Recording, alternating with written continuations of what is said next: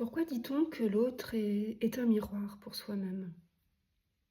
Alors j'ai abordé un petit peu cette question dans la vidéo qui s'intitule, je crois, Le chemin d'éveil avec 3 ados à la maison. Où, où effectivement j'abordais le fait que cet effet miroir est particulièrement intense avec nos enfants, où notre partenaire de vie, que ce soit dans les relations amoureuses ou la vie de couple. Alors avec les enfants, c'est particulièrement intense parce que cet effet miroir, il est particulièrement lumineux, je dirais. Il vient appuyer sur tous les boutons de nos conditionnements. Ça vient fortement faire écho avec la propre éducation que l'on a reçue de nos éducateurs, au sens général. Ça vient également refléter nos propres donc conditionnements.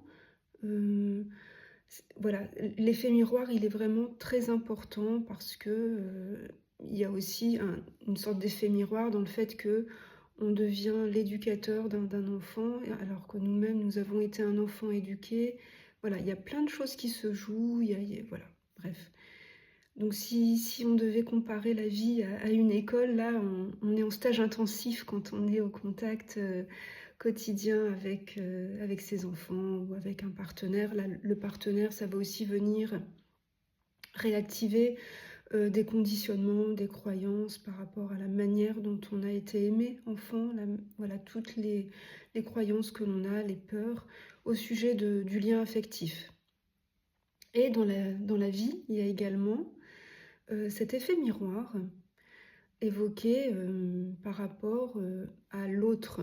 Et donc là, l'autre, dans le sens général, pas forcément quelqu'un que l'on connaît d'ailleurs. C'est peut-être un jugement que l'on a sur un homme politique, ou bien à l'occasion d'une conversation. On entend, même quand on n'est pas impliqué dans la conversation, je dirais, peut-être que vous entendez des personnes discuter dans le train ou autre, et il y a quelque chose qui vous dérange. Par exemple, si l'une des personnes... alors, je vais parler de, de moi, ce qui peut... à des propos homophobes ou des propos racistes. Ah, alors là, ça vient crisper quelque chose. Et quand j'entendais que l'autre était un miroir, alors il y a des moments où je me dis, ah oui, effectivement, voilà. Il y a des moments où ça me parlait. Et là, alors prenons l'exemple d'une personne qui a des propos racistes. Là, ça coinçait. Je me disais, mais en quoi le racisme vient me parler de moi et j'essayais de comprendre du point de vue de la situation. Mais la situation, elle est analysée par le mental. Le seul fait d'avoir qualifié ces propos de racistes, c'est déjà une analyse du mental qui compare des propos à son propre référentiel de ce qui est raciste ou pas raciste. Cette analyse mentale, elle est également dans le fait que, là, clairement, il y a l'autre. L'autre personne a des propos racistes et donc, en quelque sorte, elle a tort. Mon point de vue personnel ne peut pas être en accord avec des propos qui viennent heurter mon propre système de valeurs. Et peut-être qu'en ce moment-là, vous vous dites, mais oui, mais c'est normal, le racisme, c'est pas bien, et en gros, c'est normal d'avoir une réaction. Je suis tout à fait d'accord avec cela, et l'idée n'est pas de venir questionner cette réaction qui, dans ce monde relatif, a toute sa place, je dirais. Tout est parfait. Bon, je ne vais pas vous faire à chaque fois, mais en fait, et je dirais que c'est toujours le même processus on a l'impression dans la vie qu'il y a des choses plus importantes que d'autres. Et effectivement, eh bien, la vie avec des enfants, ça vient stimuler beaucoup plus fortement, on va dire, les processus égotiques que, que des choses, on va dire, plus anodines. Voilà, je suis agacée par, la dame qui vient de me couper, vient de prendre ma place dans la file d'attente. Il y a des petites choses comme ça qui paraissent anodines et du coup, auxquelles on ne va pas vraiment faire attention dans le sens où voilà, on a une petite montée d'agacement et puis ça passe, donc on passe à autre chose. Et pourtant, alors, en ce qui me concerne, et en particulier à partir du moment où je suis entrée sur ce chemin d'éveil, alors petite, quand j'étais petite fille, j'avais je l'ai déjà évoqué, une admiration pour Jésus. J'étais vraiment très touchée par le message que je pressentais, en faisant le tri, hein, en faisant un filtre moi-même entre ce que le catéchisme enseignait et puis ce que moi, ce qui venait me toucher dans le message de Jésus. Et donc, je m'étais mise en tête, en quelque sorte, qu'il fallait aimer tout le monde. Qu'il fallait aimer tout le monde. Il faut, c'était une injonction. Et c'était quelque chose que je m'imposais, en quelque sorte. J'essayais d'aimer tout le monde. Et depuis très jeune, hein, j'ai des souvenirs de moi en maternelle qui s'astreignait, j'ai envie de dire, à aimer tout le monde. Et ce mouvement, bien sûr, il n'était pas du tout dans la fluidité. Il était dans une sorte de désir de vouloir être parfaite, de vouloir être une sainte, entre guillemets, d'être dans cet amour inconditionnel, alors ça venait, c'est l'appel du soi hein, que j'ai évoqué, voilà, ça me parlait en quelque sorte.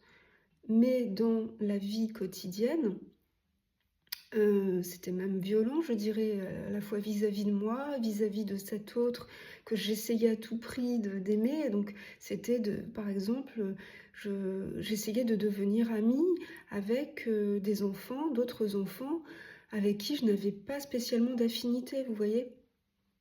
C'est un petit peu également le comportement que j'ai évoqué avec cette dame dans le train qui, à 2 reprises, me bousculait et piétinait mon repas. J'étais encore dans cette idée que aimer tout le monde, c'était tout accepter en quelque sorte, tout approuver. Alors revenons au sujet. Pourquoi ça ne fonctionne pas? Pourquoi, effectivement, dans la vie, il y a des personnes proches ou inconnues, hein, ça peut être voilà, les hommes politiques, bon, j'aurais plein de noms à vous citer, mais vous voyez bien l'idée. Et ben ces personnes-là, non, il y a quelque chose qui bloque, hein. Il y a une réaction qui paraît justifiée en fait. Mais oui, non, mais c'est évident qu'on ne peut pas aimer quelqu'un qui est raciste, pédophile, hein, allons dans les extrêmes, hein. Il y a quelque chose qui, on va dire, qui naturellement, qui nous paraît naturel de rejeter ça. Et donc, par rapport à ces situations voilà, de rejet extrême hein, de certains comportements, voilà, de ce que le mental qualifie de abominable, inhumain, on peut aller jusque-là, eh bien, donc le mental... je perds le fil, je suis désolée. Oui, oui, l'effet miroir. On se dit, mais attendez, l'effet miroir, ah ben non, je veux surtout pas me reconnaître en quelque sorte dans le miroir que serait, bon, revenons à une personne raciste. Eh bien, la clé, c'est toujours de revenir, de se détacher de la situation. Alors, la situation, en l'occurrence, c'est la personne a des propos racistes et je suis en opposition, ça bloque. Il y a un refus. Où est l'effet miroir là-dedans? L'effet miroir, considérez que la vie, on parle du rêve, hein, du rêve de la manifestation. Et quand vous rêvez, il y a à la fois des éléments, on va dire, votre cerveau retravaille, par exemple, ce qui s'est passé dans votre journée, et puis ça fait un savant mélange de choses. Donc dans vos rêves, en général, il y a des choses qui s'appuient, on va dire, sur votre vécu, et puis il y a tout un tas de choses comme ça, mais qui sont symboliques. Il y a d'ailleurs toute une symbolique du rêve, ça peut être intéressant. Voilà, il y a une science je dirais, d'aller décrypter un petit peu ce que dit le rêve. Et la vie, c'est un rêve aussi. La vie, tout est en quelque sorte symbolique. Tout est le reflet de ce que vous êtes, de la conscience. Dans toute sa multiplicité, en quelque sorte. Comme si toute la potentialité contenue dans ce grand tout s'éclatait en une multitude de tout ce qu'elle contient. Donc, ce que le mental qualifie de tout et son opposé, de tout et son contraire. Vous voyez? Et donc, quand le comportement, les propos, l'attitude d'un soi-disant autre vous heurte, la clé n'est pas d'aller analyser la situation en elle-même, parce que ça mène à pas grand-chose en quelque sorte, puisque là on est dans une analyse intellectuelle et mentale. Donc la clé, c'est toujours de sortir de cette position d'analyse mentale, de revenir à soi, parce que la situation est un symbole, un reflet de soi. C'est ça l'effet miroir.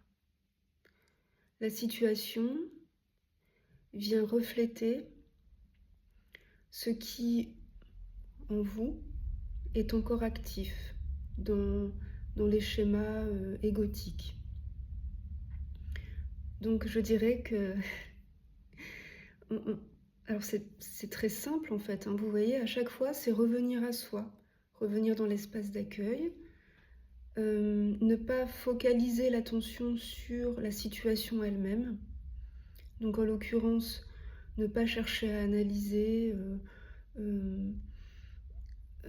revenir à la neutralité de la situation. Tiens, j'ai entendu des propos que je qualifie de racistes, et ça vient ça vient contracter quelque chose, et voilà. Le corps exprime. Revenir au corps, revenir, tiens, cette sensation, qu'est-ce qui se passe? Voilà, c'est toujours la même chose, hein. Et, alors, pas forcément tout de suite, peut-être que ça va nécessiter plusieurs passages. De toute façon, vous le saurez, parce que dès que une situation un peu similaire va se représenter, ça va venir de toute façon réactiver. Alors peut-être moins, vous allez... Voilà, bref. Donc j'ai envie de dire faites-le, mais du coup, c'est pas une action justement, hein. On est là dans l'inaction la plus totale, c'est-à-dire qu'on accueille, on est là, ce regard ou ces bras qui viennent observer et totalement laisser se déployer la sensation, alors, voilà, tout ce que ça vient remuer en vous. Et ça va vous éclairer sur des parts qui sont encore actives. Et le lien avec le racisme, c'est peut-être pas... Alors vous avez qualifié ça de racisme, mais il y a peut-être quelque chose de l'ordre de... Voilà, peut-être qu'en observant ce qui se passe en vous, vous allez dire, ah tiens, ça a le même goût que quand j'étais enfant et que, voilà, il se passait ça. Ouais, ça va le corps n'oublie pas, ça va venir réveiller des choses en vous. Je je je peux pas décrire plus que ça parce qu'en fait, je dirais que c'est de soi à soi, en fait, hein. Hem, c'est, particulier à chacun. Ce travail, il est vraiment alors on peut être accompagné pour le faire, c'est parfois plus simple parce que justement aussi avec, un thérapeute ou, voilà, un guide, il y a aussi cet effet miroir. Mais voilà, donc l'idée c'est de bien revenir à soi, c'est toujours la clé, donc dans l'écoute.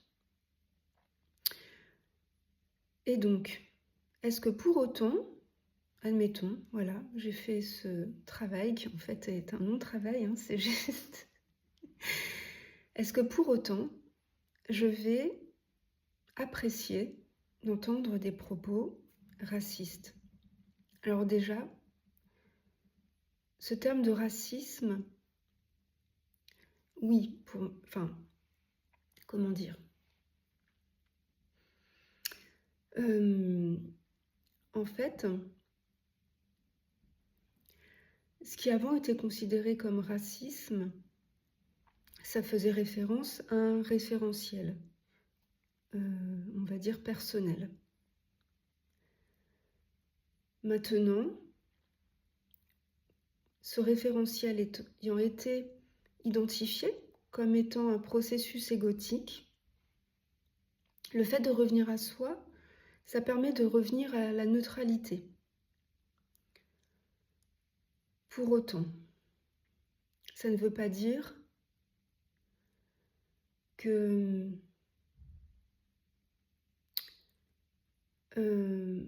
alors qu'il n'y aura pas, il n'y a plus de jugement par rapport à ce comportement qui était ressenti presque comme une agression de la part de cet autre. On revient à une neutralité. Et donc, ça vient éteindre, en quelque sorte, dissoudre toute l'animosité, tout ce processus défensif. Ici, par exemple, et je sentais quand ça se produisait que c'était pas ok parce que voilà, ça venait vraiment crisper fortement.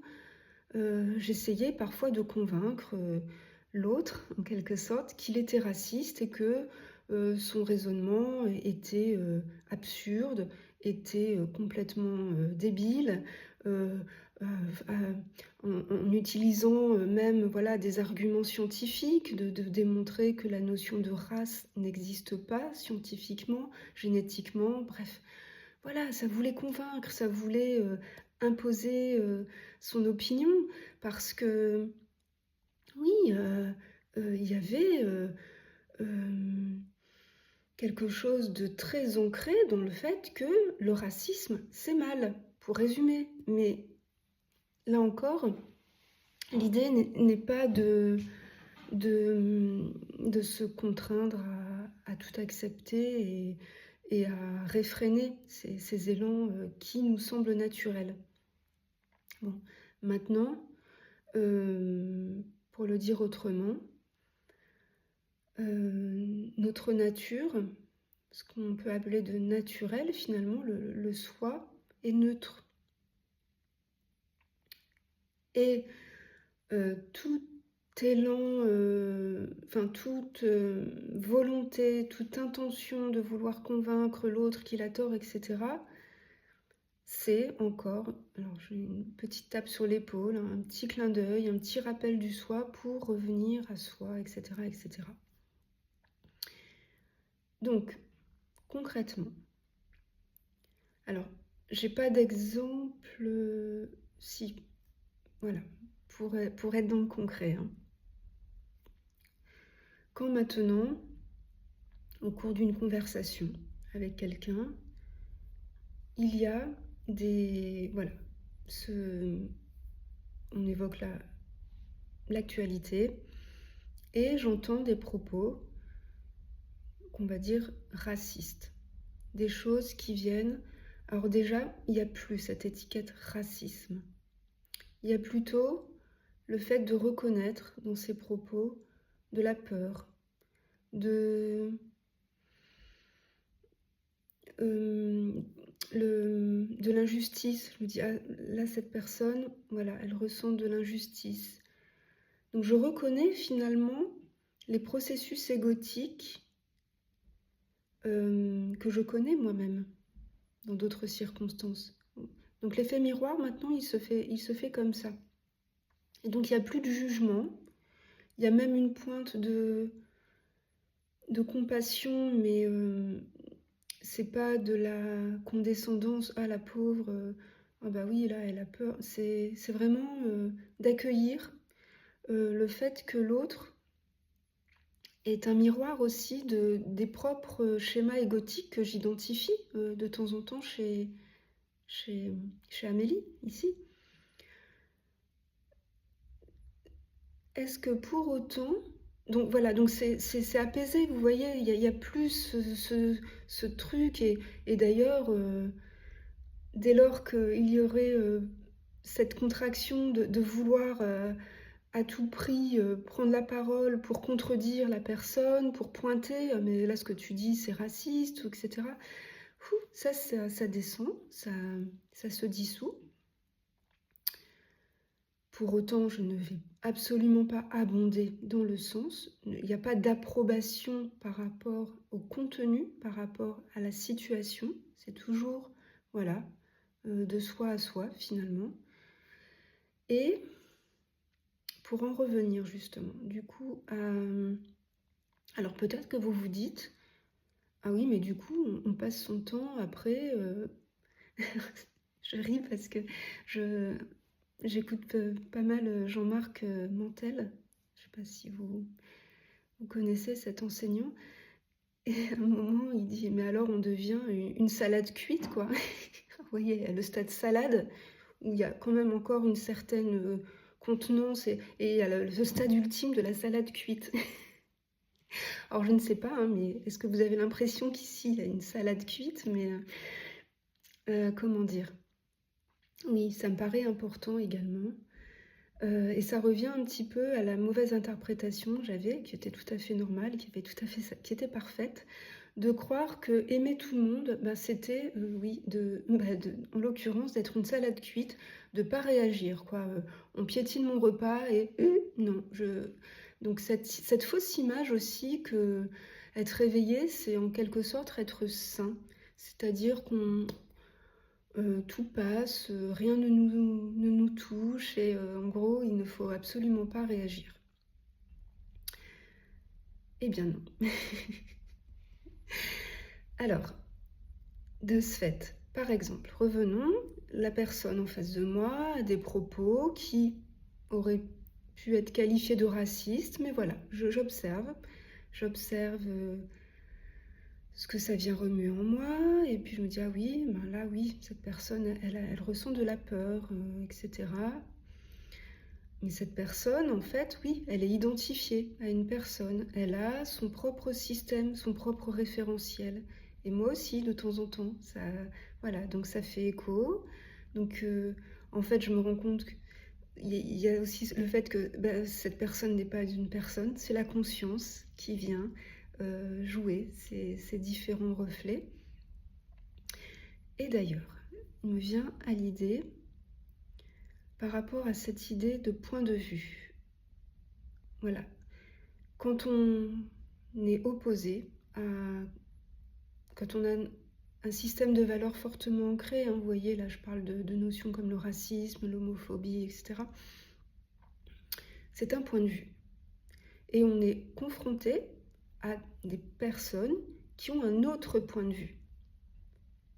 Et en fait, c'est exactement ça, dans le sens propre ou figuré. C'est-à-dire que la conscience universelle, ce un, ce tout, il joue à différents points de vue. Mais vous voyez, également par rapport à la manière dont on voit le monde, dont on l'expérimente, on est tous en quelque sorte un point de vue différent. Et c'est toute toute cette multitude qui finalement est un. Bref. Et oui, j'ai un exemple très concret. J'adore regarder des documentaires animaliers. Et alors ça remonte, mais bref, un documentaire animalier où on suivait différentes populations d'animaux. Par exemple, on suivait une population de lions et on voyait la lionne donner naissance à ses petits lionceaux, et puis on voyait à quel point c'était difficile pour elle de les préserver, de leur donner à manger. Il y a un moment où même il y a de la sécheresse, enfin bref, et ça devient très critique pour cette mère de pouvoir nourrir ses lionceaux. Voilà, on suit d'autres populations, des éléphants, etc. Une population de gnous, et de la même façon. On voit la naissance du petit gnou, voilà, ses premiers pas, et voilà, on suit également la manière dont le troupeau se déplace pour trouver de l'eau, etc. Et vient un moment où les lions rencontrent les gnous. Et voilà, je vous laisse deviner la suite de cette maman affamée qui veut absolument sauver ses lionceaux, où on a bien, donc le documentaire nous a bien fait nous attacher à ces petits lionceaux, cette mère, et les gnous. Et là, je vous fais pas un dessin, mais vous voyez bien que là, il y a deux points de vue qui se... En fait, le documentaire fait qu'on a eu un point de vue, et puis un autre, et là, pouf, les deux points de vue se télescopent en quelque sorte. Et là, et du coup, moi, ça a été, mais je pense que j'ai pleuré, hein, je suis très bon public pour ça. Mais vous voyez, la conscience qui joue à différents points de vue. Et quand on est identifié à ce seul point de vue, donc la personne, eh ben, on a du mal à comprendre le point de vue, on va dire, qui semble opposé au sien. Donc c'est ça l'effet miroir. L'effet miroir, c'est de voir que cet apparemment autre qui a des idées, des convictions, des comportements qui nous paraissent totalement étrangers, totalement repoussants, hein, disons le mot, abject, c'est toujours aussi une invitation à revenir à soi, à cet espace de neutralité. Et pour vraiment bien aller jusqu'au fond du sujet, parce que là, vous avez peut-être encore cette question, mais du coup, est-ce que toi, Amélie, tu aimes les personnes qui ont des propos racistes ?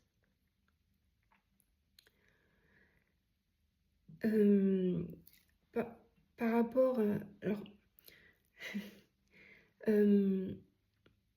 Alors déjà, cette neutralité, vous voyez, elle éteint cette volonté de vouloir intervenir, de vouloir convaincre l'autre, etc. Donc déjà, ça apaise beaucoup le relationnel. Parce que on comprend que cet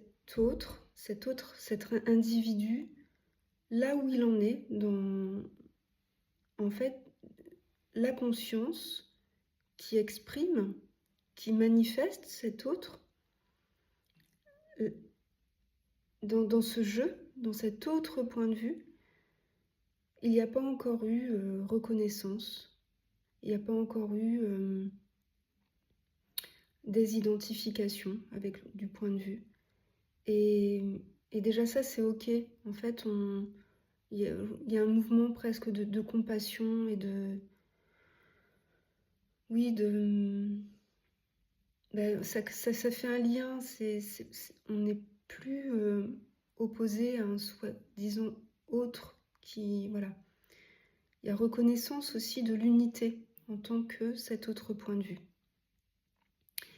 Est-ce que pour autant, j'irai passer mes vacances avec cette personne? Non, c'est pas ça qu'on vous demande. En fait, comme je dis, cet accueil qui est fait du point de vue de la conscience, ce n'est pas une approbation, qui est déjà en plus un jugement, alors du coup positif. Ce n'est pas... il y a aussi accueil de, des préférences, je dirais, des tendances, du fait que le personnage que la conscience joue à manifester, à expérimenter, il a ses préférences.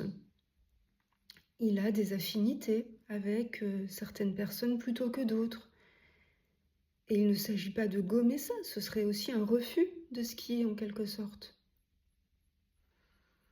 Voilà. Je ne suis plus dérangée, entre guillemets, par le fait d'entendre... Enfin, il n'y a plus de jugement vis-à-vis de la personne. Pour autant, je n'approuve pas des propos racistes, homophobes, etc. Et d'ailleurs, pour en revenir à l'action, alors, j'ai du mal à dire comment je réagirais face à telle ou telle situation, parce que quand on est dans ce... depuis l'espace de la conscience, je dirais, dans cette paix, amour et joie, l'action ou la parole qui émerge, qui se manifeste, elle part voilà, depuis cet espace et elle est spontanée, libre. Mais donc, ce qui se manifeste en termes d'action, mais par exemple, reprenons cet exemple d'une personne qui a des propos racistes et qu'elle essaye de convaincre mes enfants, par exemple. Alors voilà, ça va venir fortement, et puis voilà, il y a parce qu'il n'y a pas ce travail, mais cet accueil, ce recul, ok, tiens, qu'est-ce que ça vient dire de soi à soi? Et il peut émerger, voilà, quelque chose qui sera tout à fait spontané, juste et dépourvu d'intention qui serait de dire à la personne ces propos ne me conviennent pas et je souhaiterais éviter d'aborder ce sujet de cette façon devant mes enfants. Ou, voilà. Bon. Alors là, je vous dis quelque chose qui ne parle pas de mon expérience, donc, mais vous voyez l'idée. En fait, ôtez-vous de la tête que il faudrait rester toujours totalement inactif, passif par rapport aux situations. C'est plutôt de où ça part. Quel est le mouvement? Est-ce que c'est un mouvement libre, spontané, qui se fait depuis une totale ouverture et une fluidité? Ou est-ce que c'est quelque chose qui va partir comme ça avec une contraction, ah non, je peux pas laisser dire ça, ah non, là, c'est pas possible, mais quel abruti, c'est pas possible de tenir des propos pareils.